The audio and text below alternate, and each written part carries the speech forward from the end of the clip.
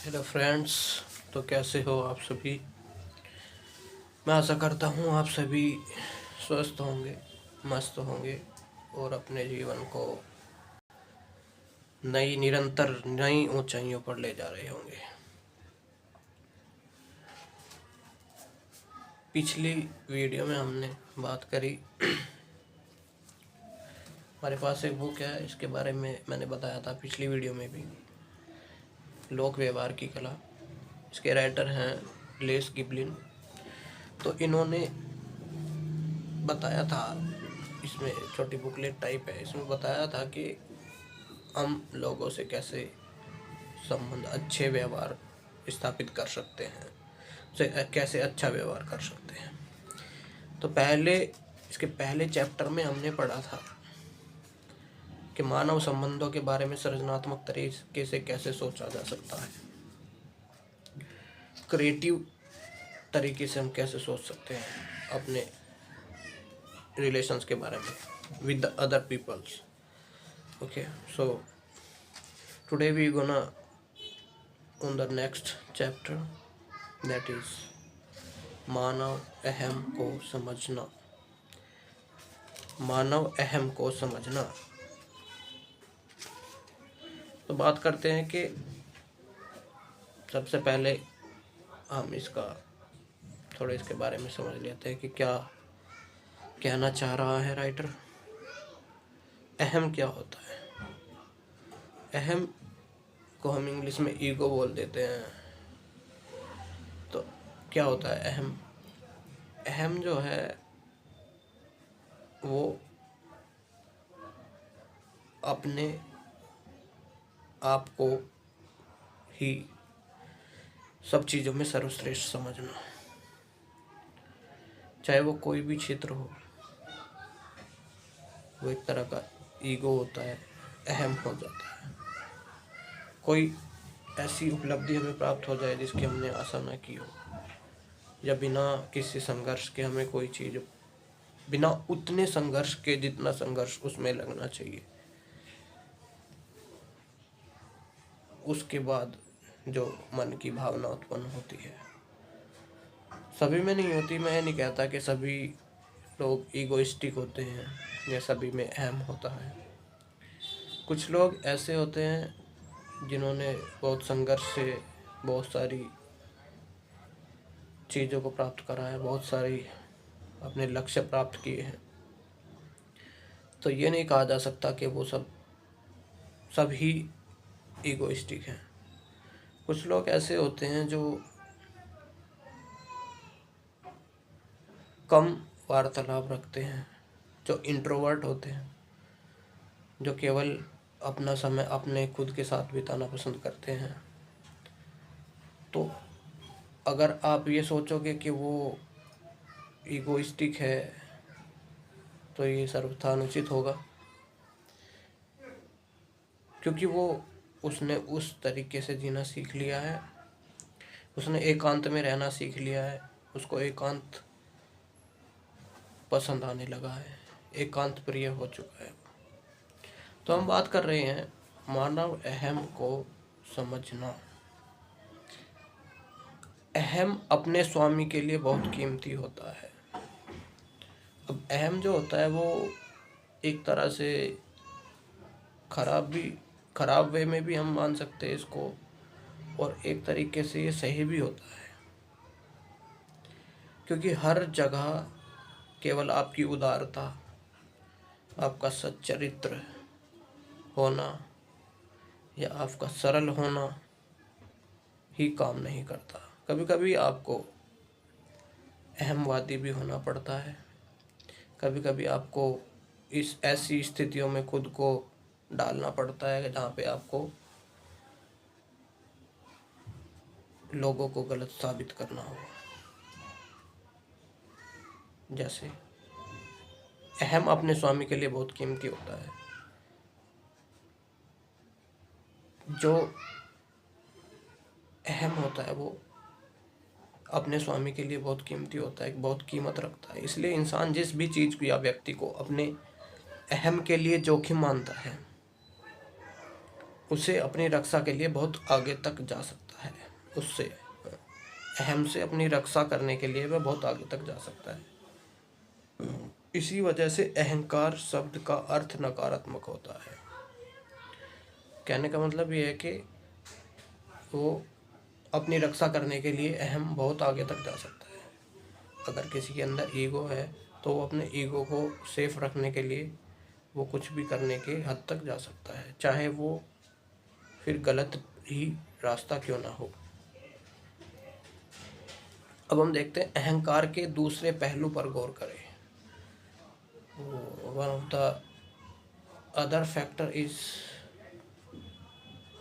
Of ego, कि अगर उस इसकी वजह से लोग मूर्खतापूर्ण, अतार्किक और विनाशकारी चीजें करते हैं, तो इसी की बदौलत वे महान और नायकों जैसे काम भी कर सकते हैं।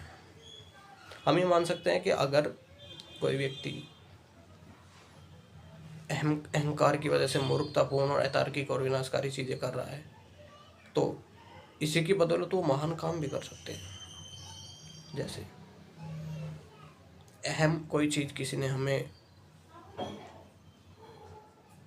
ऐसी बात हमको बोल दी कि तुम इतने दिनों से ये कर रहे हो, तुमसे तो ये भी नहीं हो रहा है, तुम कुछ नहीं कर पाओगे अपने जीवन में।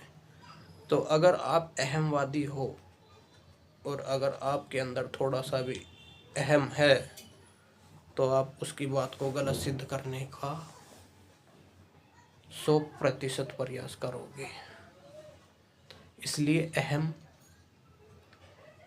भी बहुत ज़रूरी हो जाता है कहीं कहीं, कभी कभी, किन्हीं कंडीशंस में। अब हम बात करते हैं कि आखिर यह अहंकार क्या है। What is this ego? Okay, संपादक और मानवतावादी एडवर्ड बोक ने कहा था, one of the scientist an editor and humanitarian you can say,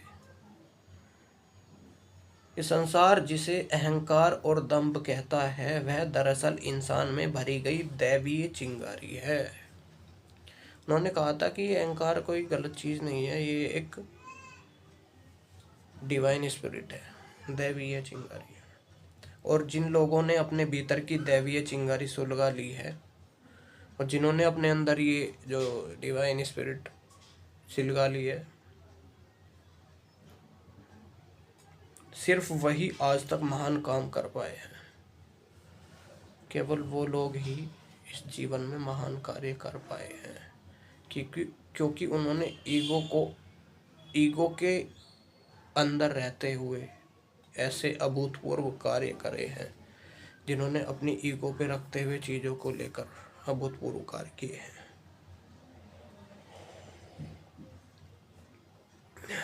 आप इसे जो भी नाम देना चाहें दे सकते हैं। आप इसे मानव गरिमा या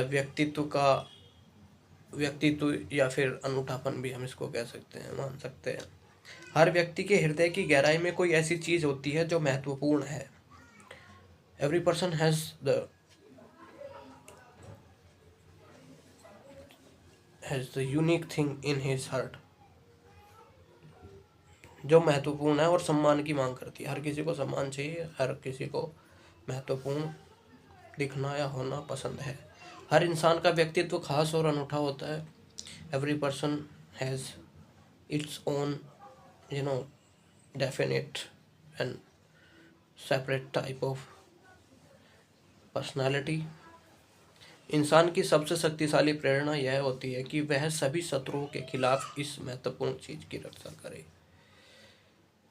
अब जो इंसान है, इंसान की सबसे शक्तिशाली प्रेरणा यह होती है कि वह सभी शत्रुओं के खिलाफ इस महत्वपूर्ण चीज़ की रक्षा करे।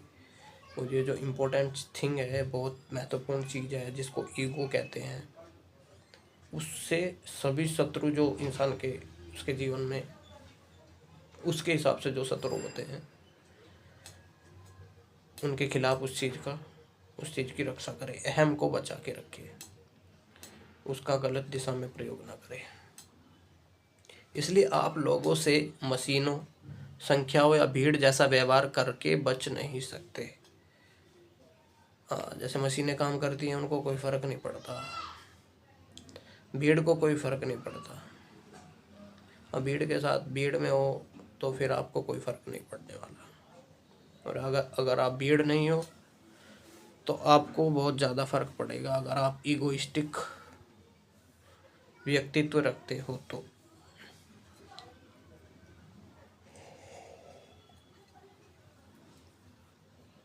व्यक्तिगत महत्व से इंसानों को वंचित रखने का हर प्रयास नाकाम रहा है।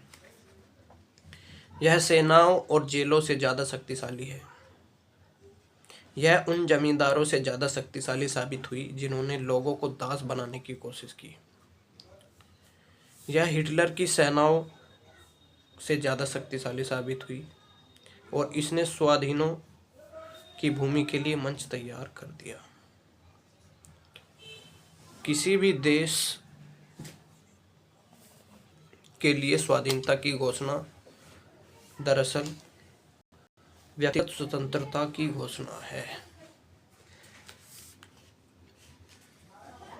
क्या मतलब है इसका कि अगर हम किसी भी देश के लिए स्वाधीनता की घोषणा करते हैं तो एक तरह से ये हम इसे व्यक्तिगत स्वतंत्रता की घोषणा नहीं मान सकते। यह गौर करना भी महत्वपूर्ण है कि अमेरिकी स्वतंत्रता की घोषणा इंसान के सच्चे महत्व को ईश्वर का उपहार मानती है। हम इस सत्य को स्वप्रमाणित मानते हैं कि सभी इंसानों को उनके सृजनकार ने निश्चित हस्तांतरणीय अधिकार दिए हैं।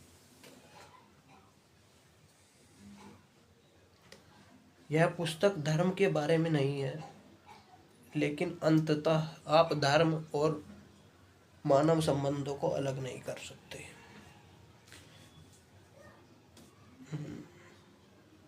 एट द एंड हम धर्म और मानव संबंधों को अलग नहीं कर सकते जब तक आप यह विश्वास नहीं करते हैं कि एक सृजनकार है जिसने हमें आंतरिक मूल्यों के साथ हस्तांतरणीय अधिकार दिए हैं। कहने का मतलब ये है कि जिसने हमें आंतरिक मूल्यों के साथ इंटरनल वैल्यूज़ दिए हैं और कुछ ऐसे ट्रांसफरेबल राइट्स दिए हैं। जब तक आप लोगों में विश्वास नहीं कर सकते।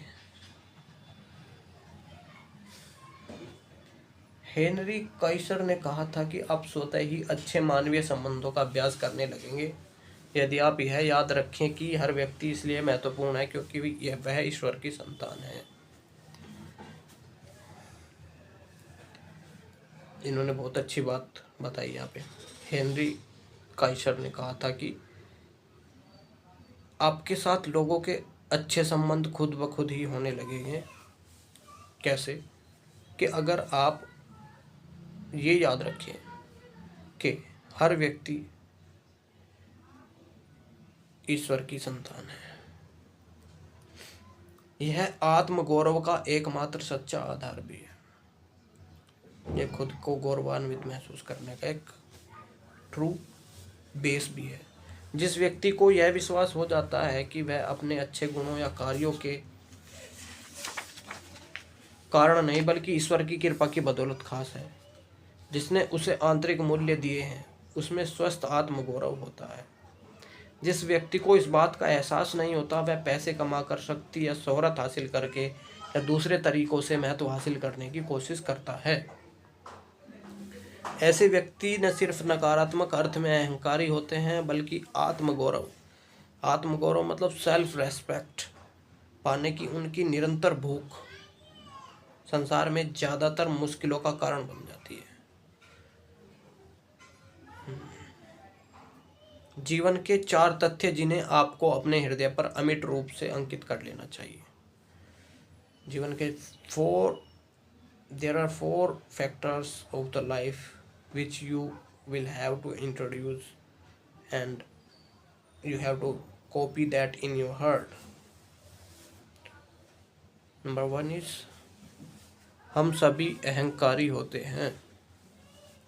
हम सभी में कहीं ना कहीं किसी न किसी रूप से अहंकार जरूर होता है। हम सभी ईगोइस्टिक हैं। नंबर 2 थिंग इज हमारी खुद में जितनी ज़्यादा रुचि होती है उतनी किसी दूसरी चीज़ में नहीं होती। हम अपने आप को सबसे ज़्यादा सेफ रखना पसंद करते हैं। हम अपने आप से सबसे ज़्यादा प्रेम करते हैं। हम अपने आप को ही सर्वथा सुरक्षित रखना पसंद करते हैं। जितना हम खुद पे ध्यान रख सकते हैं, हम उतना किसी और चीज़ पर ध्यान नहीं रख सकते। As per to this book, इस बुक के हिसाब से, नंबर 3 पॉइंट इज, जिस भी व्यक्ति से आप मिलते हैं वह महत्वपूर्ण महसूस करना चाहता है। आप जिस भी व्यक्ति से मिलना चाहते हैं या जिस भी व्यक्ति से मिलते हैं, आप सामने वाले से मिलना चाह रहे होंगे तो वो सामने वाला व्यक्ति, opposite person, he always thinks I am important in the preference, या हम कह सकते हैं कि सामने वाला हमेशा यही चाहेगा कि मैं उसकी नज़रों में, किसी भी पर्टिकुलर इंडिविजुअल की नज़र में अच्छा बन के रहूं, या मैं उसके लिए ख़ास आदमी बनूं और मेरा सम्मान किया जाए सामने वाले व्यक्ति के द्वारा। हर व्यक्ति में दूसरों से अनुमोदन की ललक होती है। नंबर 4 वन इज, क्या हर व्यक्ति क्या चाहता है कि मुझे कॉम्प्लीमेंट मिले, ताकि वह वो फिर खुद से ही खुद को कॉम्प्लीमेंट दे सके। हर व्यक्ति यही चाहता है।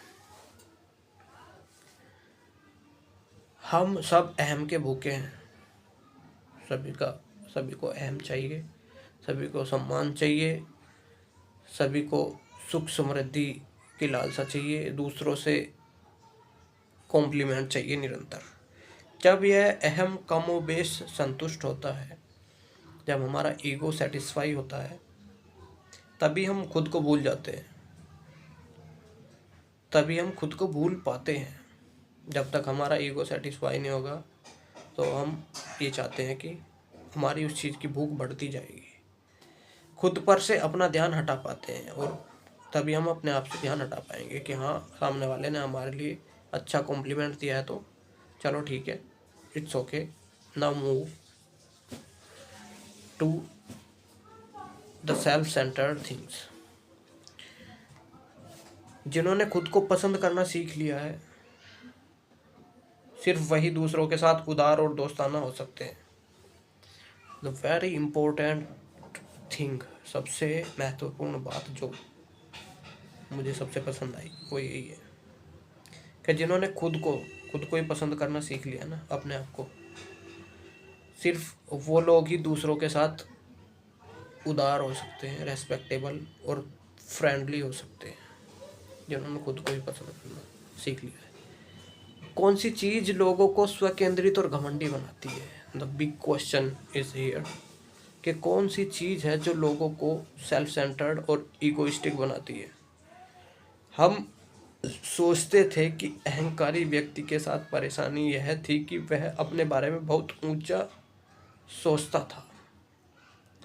हम सोचते थे कि अगर वह अपने उच्च आत्मगौरव से निजात पाले तो उसका इलाज हो जाएगा। व्यवहार में मुश्किल इन लोगों के आत्मगौरव को थोड़ा कम करने के लिए ही जिन पुराने तरीकों का इस्तेमाल किया गया, वे कभी कारगर नहीं रहे। उनका परिणाम बस यही निकला कि सामने वाला ज़्यादा शत्रुतापूर्ण हो गया और उसका अहम पहले से भी ज़्यादा संवेदनशील हो गया। ये तरीके कभी कारगर नहीं रहे। इसका कारण सरल है कि अब हम बिना किसी संदेह के यह बात जान गए हैं कि आत्म केंद्रित, सेल्फ सेंटर्ड, अहंकारी, ईगोइस्टिक व्यक्ति आत्मगौरव की, सेल्फ रेस्पेक्ट की अति के कारण कष्ट नहीं उठा रहा है, बल्कि आत्मगौरव की भारी कमी के कारण कष्ट उठा रहा है। आत्मगौरव भी होना चाहिए, सेल्फ रेस्पेक्ट भी होना चाहिए। सेल्फ रेस्पेक्ट नहीं है तो उसकी वजह से वो बहुत सारे कष्ट भी उठा सकता है। यदि आपके खुद के साथ अच्छे संबंध हैं if you have good relations with your self, then तो आपके दूसरों के साथ भी अच्छे संबंध होंगे। सॉलिड पॉइंट कि अगर आपके आपके साथ अच्छे संबंध है तो आप दूसरों के साथ भी अच्छा संबंध रख पाओगे। जब कोई व्यक्ति खुद को बेहतर पसंद करने लगता है तो वह दूसरों को भी बेहतर पसंद कर सकता है। हाँ, जब तक वो खुद को नहीं अच्छे से पसंद कर पाएगा तो वो दूसरों को क्या पसंद करेगा, वो उनमें खामियां ही निकालेगा। एक बार जब वह खुद के बारे में दुखद असंतुष्टि से उबर जाता है, जब वो अपने बारे में सोचना बंद कर देता है कि मेरे साथ ही ऐसा क्यों हो रहा है, या मैं ही सबसे बुरा इंसान हूँ, या तो वह दूसरों के प्रति कम आलोचनात्मक और ज़्यादा सहनशील हो जाता है। तो क्या करता है वो, फिर वो दूसरों के प्रति, दूसरों की हर बात में कम आलोचना करने लगता है और ज़्यादा क्या हो जाता है, सहनशील हो जाता है। अहम की भूख उतनी ही सर्वव्यापी और स्वाभाविक होती है जितनी की भोजन की भूख होती है। जितनी भोजन की भूख होती है उतनी ही अहम की भूख भी स्वाभाविक और सर्वव्यापी होती है, ओमनी प्रेजेंट, सब जगह। अहम का आहार भी उसी उद्देश्य की पूर्ति करता है जो भोजन शरीर के लिए करता है। अहम का आहार जैसे हमारे बॉडी को फूड की आवश्यकता है, ऐसे ही हमारे जीवन जीने के लिए अहम भी एक आहार का काम करता है। आत्मरक्षा,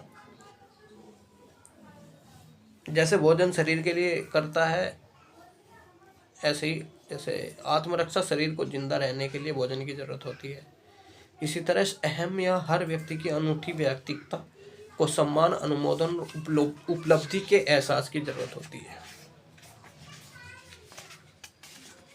भूखा अहम ओछा अहम होता है।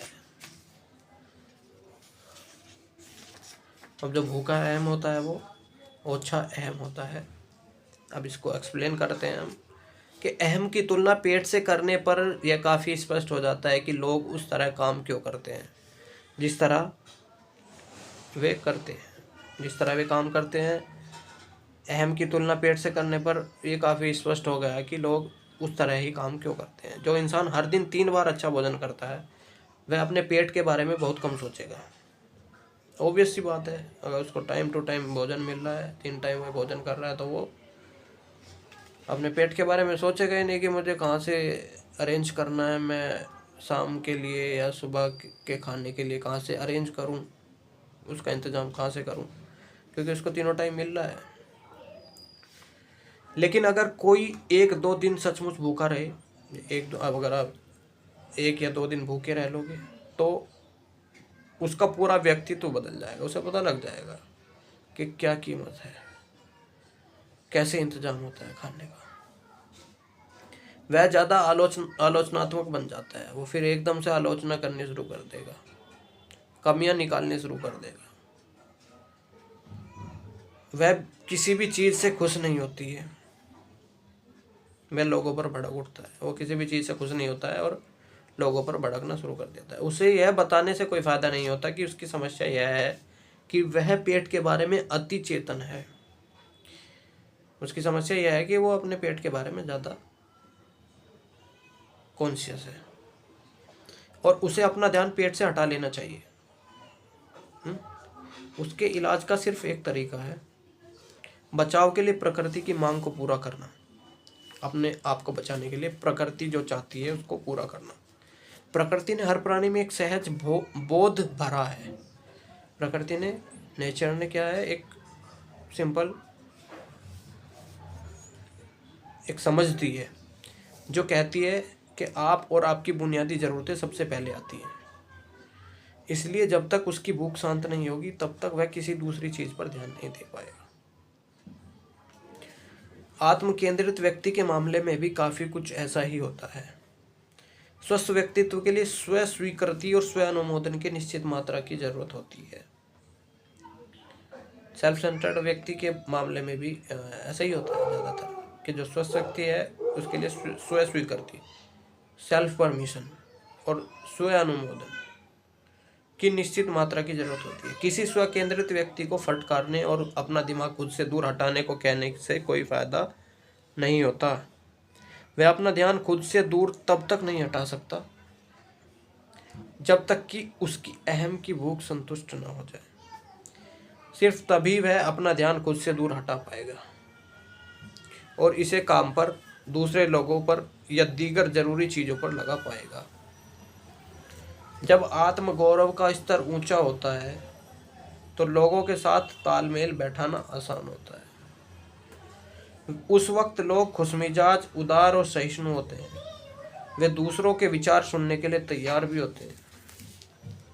उनकी बुनियादी आवश्यकताएं पूरी हो चुकी हैं, इसलिए अब वे दूसरों की आवश्यकताओं के बारे में सोच सकते हैं। उनका खुद का व्यक्तित्व इतना शक्तिशाली और सुरक्षित हो चुका है कि वे जोखिम लेने के लिए तैयार रहते हैं।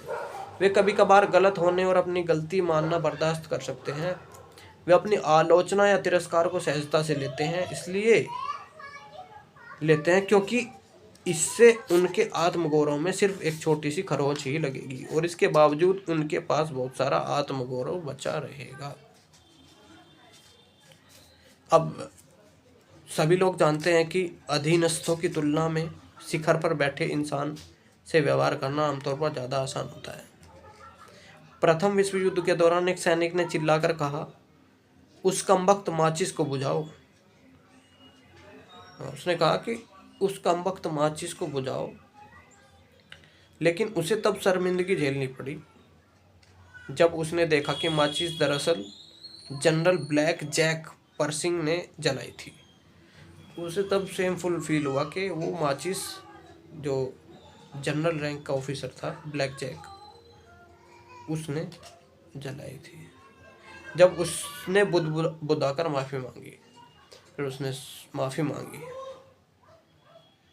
तो जनरल पर्सिंग ने उसकी पीठ थपथपाकर कहा, बस इस बात की खुशी मनाओ कि मैं सेकंड लेफ्टिनेंट नहीं हूँ। हाँ, उसने कहा कि मैं इस बात की खुशी मनाओ कि मैं सेकंड लेफ्टिनेंट नहीं हूँ। छोटा बनने के लिए आपको खुद को नीचे करना होता है। अगर आपको छोटा बनना है तो आपको नीचे होना पड़ेगा। जब आत्मगौरव का स्तर कम होता है तो मुश्किलें आसानी से हावी हो जाती हैं। आत्मगौरव बहुत ज़्यादा नीचे होने पर लगभग हर चीज़ जोखिम बन सकती है।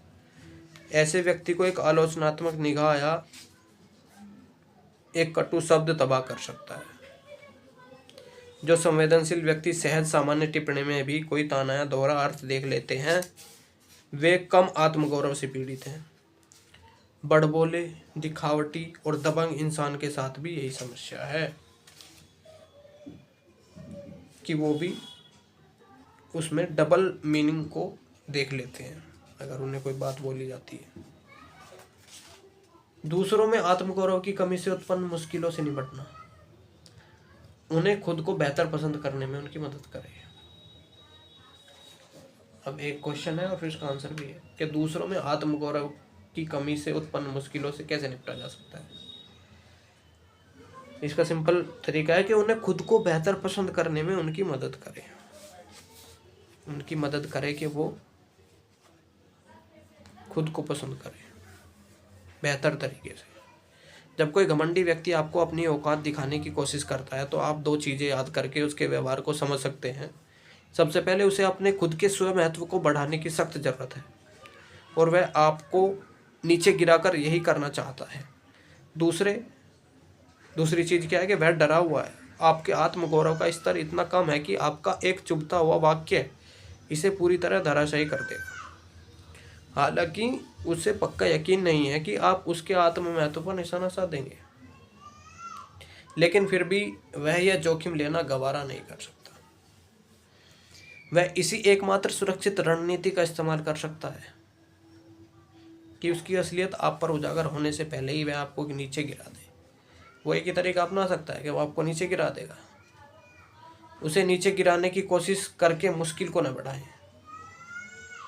तानों और चुभने वाली टिप्पणियों को और बहस करने से बचें। अगर आप जीत गए तो आत्मगौरव का उसका निचला स्तर पहले से भी नीचे लुढ़क जाएगा और इस वजह से उसके साथ व्यवहार करना पहले से भी ज़्यादा मुश्किल हो जाएगा। इसके बजाय उसके भूखे अहम को पोषण दें। जो उसका अहम है उसको पोषण दें, शेर को मेमने में बदल दें, फिर वह आप पर गुर्राना और झपटना बंद कर देगा। यह नीति सिर्फ मुश्किल लोगों पर ही नहीं बल्कि हर एक पर काम करती है। हर इंसान ज़्यादा रुचिकर, ज़्यादा समझदारी भरा और ज़्यादा सहयोगी बन जाता है जब आप उसके अहम को पोषण देते हैं, झूठी चापलूसी से नहीं बल्कि सच्ची प्रशंसा से। जिन लोगों से आप व्यवहार करते हैं उनमें अच्छी बातों की तलाश करें, जिनसे आपका अच्छा बिहेव है उनकी झूठी चापलूसी नहीं, सच्ची प्रशंसा करें और उनमें अच्छी बातों की तलाश करें। ऐसी बातें जिनकी आप प्रशंसा कर सकें, ऐसी बातें ढूंढें उनमें जिनकी आप प्रशंसा कर सकते हैं।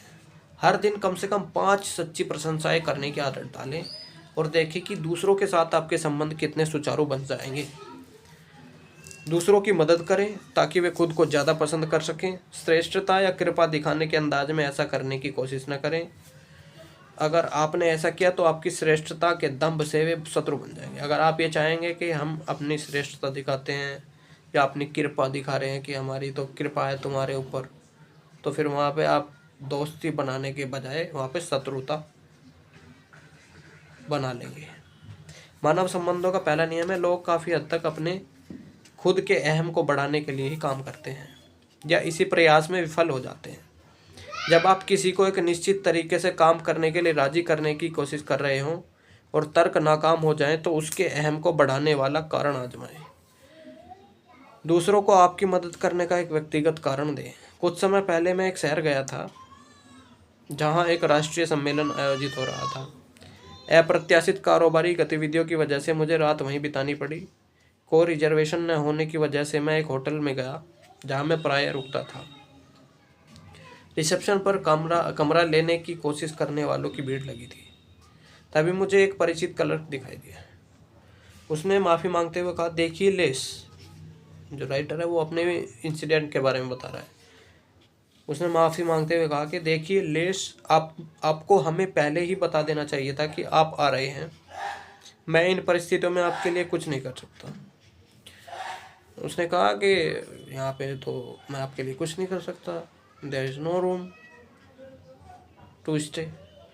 मैंने जवाब दिया, राइटर ने जवाब दिया, ऐसा लगता है कि हमारे सामने एक समस्या है, लेकिन मैं जानता हूँ कि अगर इस शहर में कोई व्यक्ति इस समस्या का समाधान खोज सकता है तो वो आप ही हैं। उसने उसकी इनडायरेक्ट वे में प्रशंसा कर दी। अगर आप मुझे कमरा नहीं दिला सकते तो बेहतर होगा कि मैं हार मान लूँ और जाकर पार्क में सो जाऊँ। उसने एक इनडायरेक्ट वे में ऐसी बात भी बोल दी जो उसको हर्ट कर जाए, जो उसको ईगो पे आ जाए, उसके अहम पे आ जाए कि अगर तुम ऐसा कमरा नहीं दिला सकते तो यार ठीक होगा, अच्छा होगा कि मैं हार मान लूँ और मैं जाके किसी पार्क में जाके सो जाऊँ।